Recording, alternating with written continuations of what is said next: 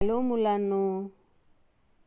मुलांनो, आज आपण इयत्ता तिसरीच्या परिसर अभ्यास या पाठ्यपुस्तकातील पहिला पाठ पाहणार आहोत. पाठाचं नाव काय आहे? आपल्या अवतीभोवती. अवतीभोवती म्हणजे काय रे? आपल्या आजूबाजूला. अवती म्हणजे काय? आजूबाजूला. आता खाली आपल्याला प्रश्न विचारलाय, तो प्रश्न आपण एकदा समजून घेऊया. इथे वस्तू दिलेल्या आहेत, त्या वस्तूंबद्दल आपल्याला पुढे प्रश्न विचारलेला आहे. या सर्व वस्तू तुम्हाला नक्की ओळखता येतील. त्या कोणत्या पदार्थांपासून बनल्या आहेत? ते पदार्थ कोठे सापडतात आणि या वस्तूंचे उपयोग सांगा. इथे 4 वस्तू दिलेल्या आहेत, तर त्या वस्तू काय करायच्या आहेत? आपल्याला ओळखायच्या आहेत. त्या कशापासून बनलेल्या आहेत तेही सांगायचं आहे आणि ज्या पदार्थांपासून बनलेले आहेत ते पदार्थ कोठे सापडतात तेही सांगायचं आहे आणि या वस्तूंचा वापर आपण कशासाठी करतो हेही सांगायचं आहे. बघा, पहिलं इथं बॅट. तुम्हाला सगळ्यांना माहिती आहे की नाही बॅट? तुम्ही बॅट बरोबर सगळ्यांनी खेळलेले असाल, बरोबर आहे ना? तर ही बॅट कशापासून बनते रे? अगदी बरोबर, ही बॅट बनते लाकडापासून. कशापासून बनते? लाकडापासून. पण लाकूड आपल्याला कुठे मिळतं रे? लाकूड आपल्याला कुठे मिळतं? आपल्या आजूबाजूला जे झाडं असतात त्यांच्यापासून आपल्याला काय होतं? लाकूड मिळतं. आणि बॅटचा वापर कशासाठी करतो? आपण खेळण्यासाठी करतो, क्रिकेट खेळण्यासाठी करतो, बरोबर आहे ना? आता पुढचं हे चित्र आहे बघा. उन्हाळ्यात आपण सर्वजण वापरतो हे माठाचं, हो की नाही?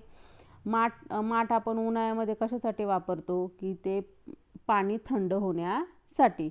माठ कशापासून बनलेला असतो? माठ मातीपासून बनतो. कशापासून बनतो? मातीपासून. आणि माती आपल्याला कुठे भेटते? आपल्या आजूबाजूच्या परिसरामध्येच आपल्याला माती काय होते? सापडते. त्यांच्यापासून आपण काय करतो? माठ तयार करतो. आता माठाचा उपयोग मगाशीच सांगितलाय मी. उन्हाळ्यामध्ये पाणी थंड होण्यासाठी कशाचा उपयोग होतो? माठाचा उपयोग होतो. हे पुढे आहे कप. काय? कप. सगळ्यांना माहिती आहे की नाही? तुम्ही चहा पिण्यासाठी कपाचा वापर करता. कप हा कुठे भेटतो? चिनी मातीपासून तयार केला जातो. कशापासून तयार केला जातो? चिनी मातीपासून तयार केला जातो. तर ही माती पण कुठे भेटते? आपल्याला परिसरामधूनच भेटते. हे चौथं आहे. दोऱ्याची रीळ दाखवली बघा, ते दोरा आहे. तर आपल्याला दोरा कशापासून तयार करतात? दोरा तयार करतात कापसापासून. आणि कापूस आपल्याला कुठून मिळतो? शेतामधनं. शेतामध्ये शेतकरी कापूस पिकवतात आणि त्यांच्यापासून आपल्याला काय मिळतो? दोरा मिळतो. आता खाली अजून एक प्रश्न आहे. या वस्तूही तुम्हाला ओळखता येतील. या कोठे मिळतात? या वस्तूंचा उपयोग सांगा. बघा, इथे 3 वस्तू दिलेल्या आहेत. या वस्तू आपल्याला ओळखायच्या आहेत आणि या कोठून मिळतात ते पण सांगायचं आहे आपल्याला. हे काय? केळी. केळी कुठे मिळते रे? शेतामध्ये. शेतामध्ये केळ्याची बाग लावली जाते आणि मग तेथून ज्यावेळेस शेतकरी ते केळं जमा करून बाजारात विकायला आणतात, मग आपण विकत घेऊन येतो. पण खरे केळं कुठे भेटतात? केळं शेतामध्ये पिकवले जातात. आणि केळाचा वापर काय होतो रे? आपण खाण्यासाठी केळाचा वापर करतो. हे दुसरं आहे बघा. दुसरं कशाचं चित्र आहे? आवळा. आवळा सुद्धा कुठे पिकवला जातो? शेतामध्ये पिकवला जातो. कुठे मिळतो? शेतामधनं मिळतो. आणि आवळ्याचा वापर सुद्धा आपण काय करतो? खाण्यासाठी करतो. हे तिसरं चित्र आहे बघा. तिसरं सगळ्यांना ओळखू आलं असेल. कशाचं चित्र आहे? मक्याचं कणीस आहे, हो की नाही? तुम्ही सगळ्यांनी मक्याचं कणीस खाल्लेलं असेल, तर तुम्हाला माहिती असेल मक्याचं कणीस कुठून मिळतं? तेही शेतामधने मिळतात. आणि मक्याच्या कणसाचा वापर सुद्धा आपण काय करतो? खाण्यासाठी करतो. आता खाली बघा एक चित्र दिलेलं आहे आणि वरती नाव दिलेले अवतीभोवती नजर टाकू. अवतीभोवती नजर टाकू म्हणजे काय? आपल्या आजूबाजूला नजर टाकू. बघा, हे चित्र दिलेले. या चित्रामध्ये म्हणजे निसर्गाचे चित्र आहे थोडक्यात हे. याच्यामध्ये बघा झाडे, झाडावर माकड बसलेले, खारुताई आहे, हो की नाही? इथं माकड बसलेलं दिसतंय, इथं खारुताई दिसतीये, इथे दगड दिसत आहेत, इथं ससाई आहे, नदी वाहतीये, परत इकडे गाव आहे, एका बाजूला रस्ता आहे, रस्त्यांवर एक माणूस दिसत आहे. तुम्हाला हे चित्र आवडलं का? बघा किती सुंदर चित्र आहे आणि त्याच्यामध्ये वेगवेगळ्या गोष्टी आहेत. आता त्यांनी खाली काय दिले, आपल्या आजूबाजूला अनेक वस्तू आहेत. आपल्या आजूबाजूला काय खूप वस्तू आहेत. बघा तुम्ही आत्तासुद्धा तुमच्या आजूबाजूला नजर टाका, किती वस्तू सापडतील. तुम्ही जर घरात असाल तर घरात पलंग आहे, टी व्ही आहे, स्वयंपाकघर आहे, भिंती, ह्या सगळ्या आपल्या आजूबाजूला वस्तू आहे. आणि घराच्या बाहेर जर आले तर तुम्हाला इतर घरं दिसतात किंवा दुकान दिसतात, किंवा तुम्ही जर गावाकडे असाल तर शेत असतं आजूबाजूला, प्राणी असतात, पक्षी असतात. त्या सर्वांचा मिळून आपला परिसर बनतो. आता परिसरामध्ये काय काय असतं ते पुढे दिले बघा. त्यात माती, दगड, धोंडे आहेत. परिसरामध्ये काय काय आहेत? माती, दगड, धोंडे आहेत. नद्या, नाले, तळी आहेत. हवा आहे. डोंगर आणि टेकड्या आहेत. जंगले आहेत. शेते, घरे आणि रस्तेही आहेत. उजाड माळराने आहेत. वेगवेगळे प्राणी आपल्या सभोवताली असतात. निरनिराळ्या प्रकारचे वृक्ष, झाडे, झुडपे, वेली यांनी आपला परिसर सजला आहे. आपण ही या परिसराचा एक भागच आहोत. बघा आपल्या आजूबाजूला जेवढ्या सगळ्या गोष्टी असतात तो मिळून काय होतो, परिसर तयार होतो. आणि आपण सुद्धा काय एक परिसराचा भाग आहोत. म्हणजे आपण परिसराचे एक भाग आहोत, म्हणजे आपण सुद्धा परिसरामध्ये येतो. पुढे आहे बघा, पुढच्या 2 नंबरचा पान, चिमणी आणि रस्त्यात पडलेला दगड. बघा इथे दगड दिसतोय तुम्हाला आणि खाली चिमण्या दिसत आहेत. आता बघा, आता आपण आपल्या परिसरातील एक दगड आणि एक चिमणी यांची तुलना करू. दगड जेथे आहे तेथेच पडून राहील. त्याला कोणी उचलून हलवले तरच त्याची जागा बदलेल. दगड जेवत नाही, त्यामुळे दगडाची वाढही होत नाही. दगडाला पिल्लेही होत नाही. बघा आता इथे दगडाचं उदाहरण दिलेलं आहे. दगड बघा, तुम्हाला सगळ्यांना माहिती आहे, दगड ज्या ठिकाणी दगड असतो तो तिथेच राहतो. स्वतःहून तो चालत दुसऱ्या ठिकाणी जाऊ शकतो का? नाही जाऊ शकत. जोपर्यंत दगडाला कोणी उचलून दुसरीकडे ठेवत नाही तोपर्यंत दगडाची जागा बदलत नाही. त्याला स्वतःची जागा बदलता येत नाही. दगड जेवत नाही. तुम्ही कधी दगडाला जेवताना पाहिले का? नाही, कारण दगड जेवत नाही. त्यामुळे दगडाची वाढही होत नाही. बघा दगड जेवढा असतो तो तेवढाच राहतो. असं होतं का पहिला दगड छोटा होता, नंतर थोड्या थोड्या दिवसांनी तो मोठा होत गेला, असं होतं का? नाही होत. त्यामुळे दगडाची काय वाढ होत नाही आणि दगडाला पिल्लेही होत नाही. बघा एका दगडापासून दुसरा दगड तयार होतो का? नाही होत. एका दगडापासून दुसरा दगड तयार होत नाही, म्हणजे दगडाला पिल्लेही होत नाहीत. आता खाली दिले चिमणी. चिमणीचे तसे नाही. चिमणीचे दगडासारखं आहे का? नाही. चिमण्यांना घरटे बांधायचे असते, त्यासाठी चिमण्या आपणहून इकडे तिकडे फिरतात. चिमण्या बघा, त्यांना ज्यावेळेस घर बांधायचं असतं किंवा घरटं बांधायचं असतं किंवा त्यांना अन्न खायचं असतं त्यावेळेस त्या स्वतः एका जागेवरून दुसऱ्या जागेवर जातात. त्यांना कुणी न्यायची गरज असते का? नाही. त्या स्वतःच एका जागेवरून दुसऱ्या जागेवर जाऊ शकतात. चिमण्या किडे धान्यांचे कण खातात, ते खाऊन त्यांची वाढ होते. बघा चिमण्या काय करतात, आजूबाजूला जे किडे असतात छोटे छोटे ते खातात किंवा जे धान्य त्यांना मिळतं ते खातात आणि ते खाल्ल्यामुळं काय होतं, त्यांची वाढ होते. चिमण्या घरट्यात अंडी घालतात. अंड्यातून पिल्ले बाहेर पडतात. चिमण्या आपल्या पिल्लांची खूप काळजी घेतात.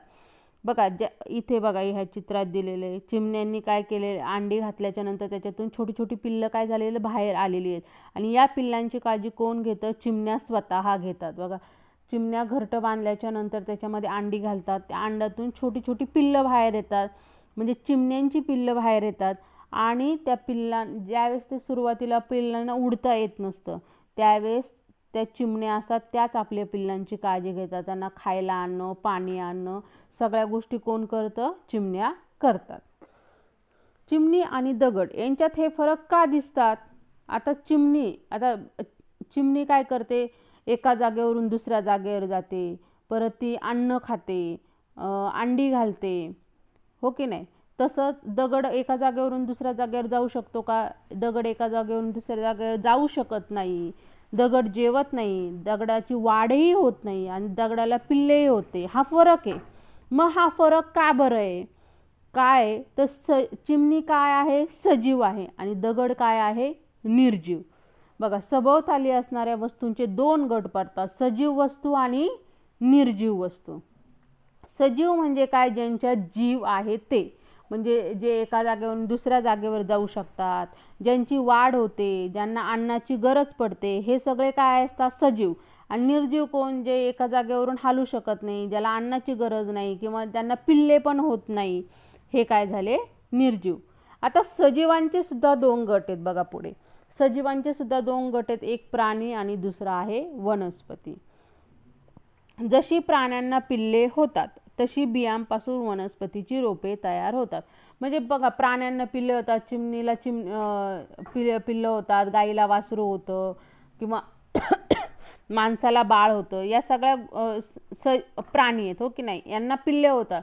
पण मग वनस्पती पण सजीव आहे. मग वनस्पतींची पिल्ले कोणती रे, बियांपासून जी रोपं तयार होतात तीच काय असतात, वनस्पतींची पिल्ले असतात.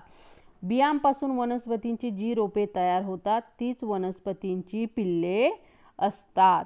रोपांची वाढ होऊन ती लहानाची मोठी होतात, यावरून वनस्पती सजीव आहे असे समजते. बघा, सुरुवातीला जर आपण आंब्याचं छोटंसं रोप लावलं तर बघा, त्याची आपण काळजी घेतली, त्याला खत घातलं, पाणी घातलं, तर काय होतं, त्या रोपाची काय होते, वाढ होते, नंतर मोठं आंब्याचं झाड तयार होतं. म्हणजे ते लहान आहे तसंच राहतं का, नाही, त्याची काय होते, वाढ होते. वाढ होते, याच्यावरूनच काय लक्षात येतं की वनस्पती सजीव आहेत. वनस्पती हालचालही करतात. आता वनस्पती एका जागेवरून दुसऱ्या जागेवर जात नाही, पण त्या हालचाल करतात. कशा करतात, कळीचे फूल होताना मिटलेल्या पाकळ्या उघडतात. बघा, तुम्ही गुलाबाची कळी बघितली असेल, सुरुवातीला एकदम छोटी असते, पण नंतर ते काय होते, त्याच्या पाकळ्या उमलतात, उघड्या होतात, आणि मग काय होतं, त्याच्यापासून मोठं गुलाबाचं फूल तयार होतं. पण वनस्पतींच्या सगळ्याच हालचाली इतक्या सहज लक्षात येत नाही. म्हणजे वनस्पती ज्या हालचाली करतात त्या आपल्या लवकर लक्षात येत नाही. प्राण्यांच्या येतात, कारण ते एका जागेवरून दुसऱ्या जागेवर जातात, किंवा पक्षी आकाशात उडतात, ह्या हालचाली आपल्या लवकर लक्षात येतात.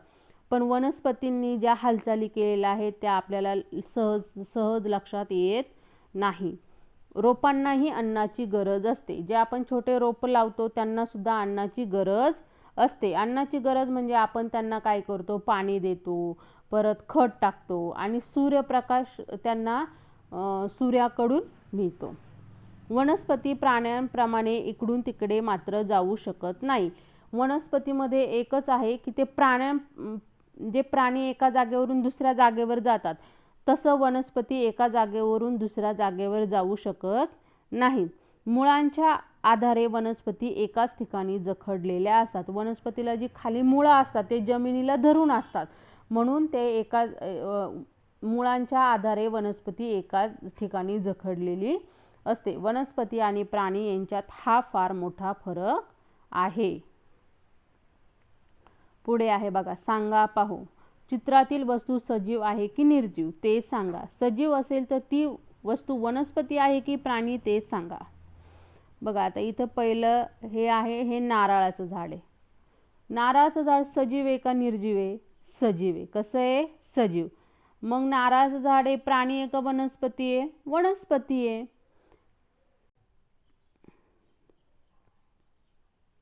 हे काय आहे, वडाचं झाड आहे, आणि वडाचं झाड काय असतं, सजीव. आणि वडाचं झाड हे कोणत्या गटामध्ये येणार, वनस्पती. कोणत्या गटात येणार, वनस्पती. खाली बघा आहे ससा. काय आहे, ससा. ससा कसा आहे रे, सजीव आहे. बरोबर, ससा कसा आहे, सजीव आहे. आणि तो कोणत्या गटात येणार, प्राणी या गटात येतो. कोणत्या गटात येतो, प्राणी. पुढे आहे बेडकाचं चित्र आहे. कशाचं चित्र आहे, बेडकाचं. आणि बेडूक कसा आहे, सजीव आहे, आणि तो कोणत्या गटात येतो, प्राणी या गटामध्ये येतो. आता पुढचं चित्र तुम्हाला सगळ्यांना ओळखीचं आहे, तुम्ही रोज बघता, बरोबर आहे ना. हे कशाचं चित्र आहे, सिलेंडरचं चित्र आहे, गॅस सिलेंडरचं चित्र आहे. पण गॅस सिलेंडर सजीव आहे का निर्जीव आहे, तर ते निर्जीव आहे. का बरं, कारण सिलेंडर एका जागेवरून दुसऱ्या जागी स्वतः जातो का, त्याला आपण जेवू घालतो का, नाही, म्हणून सिलेंडर हा काय आहे, निर्जीव आहे. पुढे आहे ग्लास. ग्लास सुद्धा काय बघा, निर्जीव आहे. काय आहे, निर्जीव.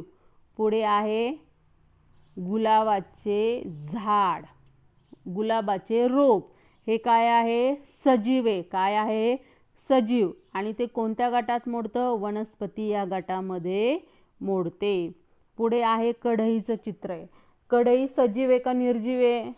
तर कढई ही निर्जीव आहे. आता पुढे बघा, आपल्याला प्रश्न विचारलेला आहे, जरा डोके चालवा. पहिला प्रश्न काय आहे बघा, आगगाडीचे इंजिन इकडून तिकडे ये जा करत असते, मग ते सजीव आहे का निर्जीव? बघा, आपण मगाशी काय शिकलो, ज्या गोष्टी एका जागेवरून दुसऱ्या जागेवर जातात ते सजीव. पण आगगाडीचं इंजिन सुद्धा एका इकडून तिकडे जात असतं, मग ते सजीव झालं का रे?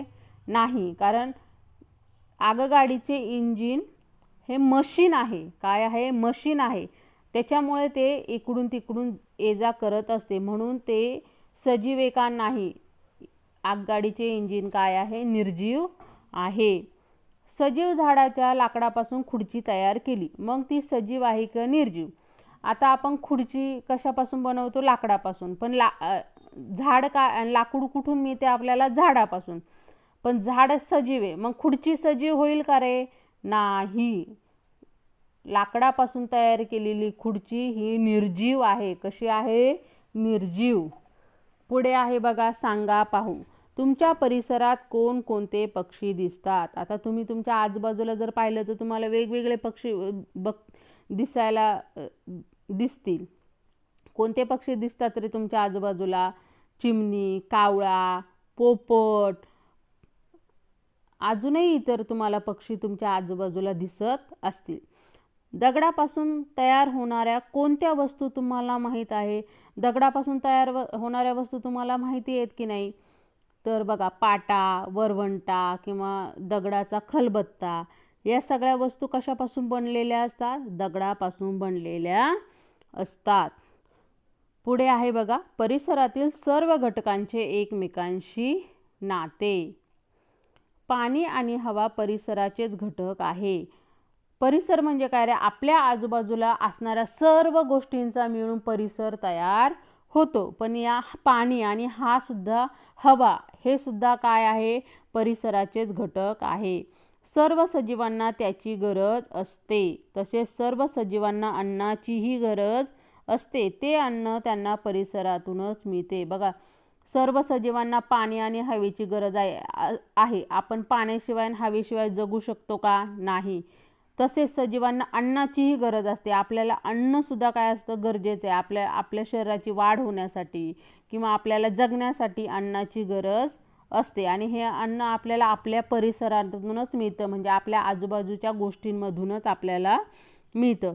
जगण्यासाठी लागणाऱ्या इतर वस्तूही सजीवांना परिसरातूनच मिळतात. आपल्याला जगण्यासाठी आवश्यक असणाऱ्या सर्व गोष्टी कुठून मिळतात रे? आपल्या परिसरातून मिळतात. पक्षी घरटी बांधतात, त्यासाठी पक्ष्यांना कापूस, काड्या, धागे या गोष्टी लागतात. त्या त्यांना परिसरातूनच मिळतात. बघा, चिमणी, कावळा किंवा पक्षी असतात, ज्यावेळेस घरटी बांधतात, त्यांच्या अंड्यांसाठी ज्यावेळेस घरटी बांधतात त्यावेळेस त्यांना कापूस लागतो, काड्या लागतात, धागे लागतात. ते त्यांना कुठं मिळतात? आजूबाजूला ते शोधतात आणि ते काय होतात? त्यांना मिळतात. म्हणजे परिसरातूनच त्यांना सगळ्या गोष्टी मिळतात. पुढे आहे, माणूस तर परिसरातून कितीतरी वस्तू मिळवत असतो. कापूस, लोकर, रेशीम या वस्तू परिसरातूनच मिळतात. यांपासून आपण कापड विणतो. बघा, कापूस, लोकर, रेशीम यांच्यापासून काय करतो? आपण कापड तयार करतो. खाली बघा चित्र दिलेलं आहे, कापसाचं चित्र दिलेलं आहे, नंतर मेंढीचं चित्र आहे. मेंढी कशासाठी रे? मेंढीपासून लोकर मिळते. काय मिळते? लोकर. त्यांच्या शरीरावर जे दाट दाट केस असतात की नाही, त्यालाच लोकर म्हणतात. ज्यावेळेस ते सगळं ज्यावेळेस त्यांच्या शरीरावर जे केस असतात ते काढले जातात, त्यांच्यापासून स्वेटर किंवा दोरा तयार केला जातो. लोकरीचा दोरा जे म्हणतो, हे बघा इथे दिलेले, ते तयार केलं जातं. माणूस परिसरातून मिळवलेल्या वस्तूंपासून चटया, टोपल्या, वहीचा कागद अशा गोष्टी बनवतो. बघा, टोपल्या बनवण्यासाठी नारळाच्या झाडाचे जे मोठे मोठ्या फांद्या असतात त्यांचा वापर केला जातो. परंतु वहीचा कागदही तयार केला जातो. घर बांधण्यासाठी माती, दगड आणि लाकूड माणसाला परिसरातूनच मिळते. ज्यावेळेस घर बांधायचं असतं बघा, त्याच्यासाठी लागणारी माती, दगड आणि लाकूड आपल्याला आजूबाजूपासूनच मिळतं, म्हणजे परिसरातून मिळते. काही वनस्पतींच्या बिया वाऱ्यामुळे विखुरल्या जातात, त्यामुळे वेगळ्या ठिकाणी वनस्पतींची नवीन रोपे तयार होतात, म्हणजेच वनस्पतींनाही परिसरातून मदत मिळते. बघा, ज्यावेळेस खूप वारं येतं की नाही, त्यावेळेस काय होतात, वनस्पतींच्या बिया वाऱ्यामुळे अशा लांबपर्यंत पसरतात आणि ज्यावेळेस त्या लांबपर्यंत पसरतात आणि मातीत जर रुजल्या तर त्याच्यापासून काय होतं, नवीन रोप तयार होतं, म्हणजे वनस्पतींनाही परिसरातून मदत मिळते. सजीव परिसरातूनच ज्या वस्तू घेतात त्याचा परिसरावर काय परिणाम होत असेल. बघा, मेलेल्या प्राण्यांचे मांस गिधाड, कोल्हे यांसारखे प्राणी खातात. पोट भरता भरता परिसरही स्वच्छ करतात. ज्यावेळेस एखादा प्राणी वगैरे मरतो त्यावेळेस बघा ते कुजल्यासारखा वास येतो, हो की नाही. मग ते आपल्याला खूप घाण वास येतो. तर बघा, जे मेलेले प्राणी असतात त्यांना गिधाडे किंवा कोल्हे यांसारखे प्राणी खातात.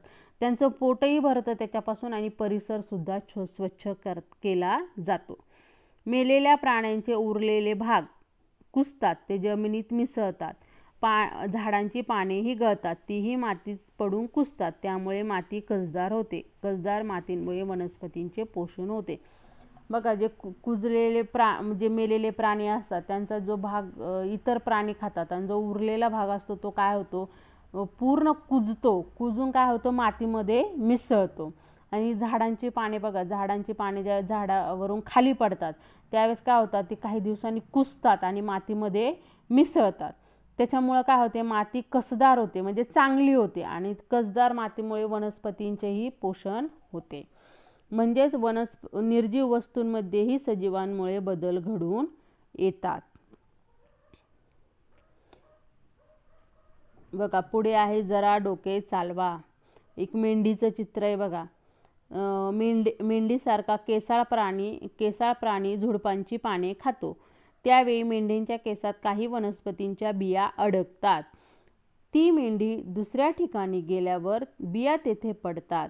त्यामुळे वेगवेगळ्या ठिकाणी वनस्पतींची नवी रोपे तयार व्हायला मदत होते. म्हणजेच प्राणी आणि वनस्पती एकमेकांना मदत करतात. तुम्ही सगळ्यांनी मेंढी बघितली असेल बघा, ते मेंढीवर काय असतं, खूप केस असतात, त्यालाच आपण लोकर म्हणतो. ज्यावेळेस ह्या मेंढ्या चरायला गेलेल्या असतात त्यावेळेस काय होतं, काटेरी वनस्पती त्या जास्त खातात किंवा झुडपं असतात छोटी छोटी, ती ज्यावेळेस ते खात असतात त्यावेळेस तिथे असणाऱ्या एखाद्या वनस्पतींच्या बिया काय होतात, त्यांच्या केसांमध्ये अडकतात. एकदा तिथे अडकल्या का ते लगेच तिथे पडत नाही. ज्यावेळेस ते दुसरीकडे जातात किंवा अंग झटकतात त्यावेळेस काय होतात, त्या बिया दुसरीकडे पडतात आणि त्या जमिनीवर ज्यावेळेस रुजल्या जातात त्याच्यापासून नवीन रोप तयार होते. म्हणजेच प्राणी आणि वनस्पती काय करतात, एकमेकांना मदत करतात. पुढे आहे आपण काय शिकलो. आता या पाठातून आपण काय शिकलो ते खाली दिलेलं आहे बघा. आपल्या परिसरात अनेक वस्तू आहेत. काही सजीव आहेत, काही निर्जीव आहेत. सजीव स्वतःहून हालचाल करतात. सजीवांना अन्नाची गरज असते. अन्न खाऊन त्यांची वाढ होते. त्यांच्यापासून त्यांच्यासारखे सजीव तयार होतात. सजीवांमध्येही काही प्राणी असतात तर काही वनस्पती असतात. सजीवांच्या सर्व गरजा परिसरातूनच भागतात. निर्जीव वस्तूंमध्येही सजीवांमुळे बदल घडून येतात. परिसरातील सर्व घटक एकमेकांवर अवलंबून असतात. आता खाली बघा, आपल्याला एक खाली लक्षात ठेवा म्हणून दिलेले, हे नेहमी लक्षात ठेवा. पहा, आता आपण या पाठाचा स्वाध्यायही पाहणार आहोत. पहिला प्रश्न आहे काय करावे बरे. मागील वर्षीच्या वह्यांमध्ये बरीच कोरी पाने उरली आहेत, तर आपण काय करणार. मागील वर्षाच्या वह्यांमध्ये बरीच कोरी पाने उरली आहेत. मग त्या वह्या फेकून द्यायच्या का? नाही, तर त्या वह्यांची पाने एकत्रित करून त्यांना बाइंडिंग करून किंवा नवीन वही तयार करून आपण तीच पाने वापरली पाहिजे. पुढे दुसरा प्रश्न आहे आ. चित्र काढा. कोळी जाळे कशासाठी विणतो त्याची माहिती मिळवा. कोळ्याच्या जाळ्याचे चित्र काढा. बघा, कोळी जाळे कशासाठी विणतो? स्वतःला राहण्यासाठी विणतो. कशासाठी विणतो? स्वतःला राहण्यासाठी. आता त्याचं चित्र तुम्ही स्वतः शोधून काढायचं आहे आणि त्या चित्राखाली काय करायचं आहे? माहिती लिहायची आहे. पुढे प्रश्न आहे बघा ई. जरा डोके चालवा. कापसाचे कोणकोणते उपयोग आहेत? प्रश्न काय दिलेला आहे? पहिला, कापसाचे कोणकोणते उपयोग आहे? कापूस आपण कशासाठी वापरतो? तर कापूस आपण कशासाठी वापरतो? दोरा तयार करण्यासाठी वापरतो, कापड तयार करण्यासाठी वापरतो, देवाची वात तयार करण्यासाठी वापरतो. दुसरा प्रश्न आहे, चपला कशापासून बनवतात? चपला या चामड्यापासून किंवा कातड्यांपासून बनवतात. तिसरा प्रश्न आहे बघा, चिमणी व दगडाच्या जवळ मोठा आवाज झाला तर चिमणी काय करेल आणि दगड काय करेल? बघा, चिमणी आणि दगडाच्या जवळ मोठा आवाज जर झाला तर चिमणी काय करेल? उडून जाईल. चिमणी काय करेल? उडून जाईल आणि दगड आहे तिथेच राहील. पाल काय खाते? चौथा प्रश्न काय आहे? पाल काय खाते? पाल काय खाते? किडे. काय खाते? किडे. पाल किडे खाते. प्रश्न पाचवा, तुमच्या घरातील लाकडापासून तयार केलेल्या वस्तूंची यादी करा. तुमच्या घरात कोणकोणत्या वस्तू लाकडापासून आहेत त्याची काय करायची? यादी करायची. पलंग, खुर्ची, टेबल यांसारख्या वस्तू कशापासून बनलेल्या असतात? लाकडापासून बनवलेल्या असतात. कोणकोणते प्राणी उंदीर खाऊन आपले पोट भरतात? असे कोणते प्राणी आहे जे उंदीर खाऊन आपले पोट भरतात? तर मांजर, साप हे प्राणी काय आहेत? उंदीर खाऊन आपले पोट भरतात.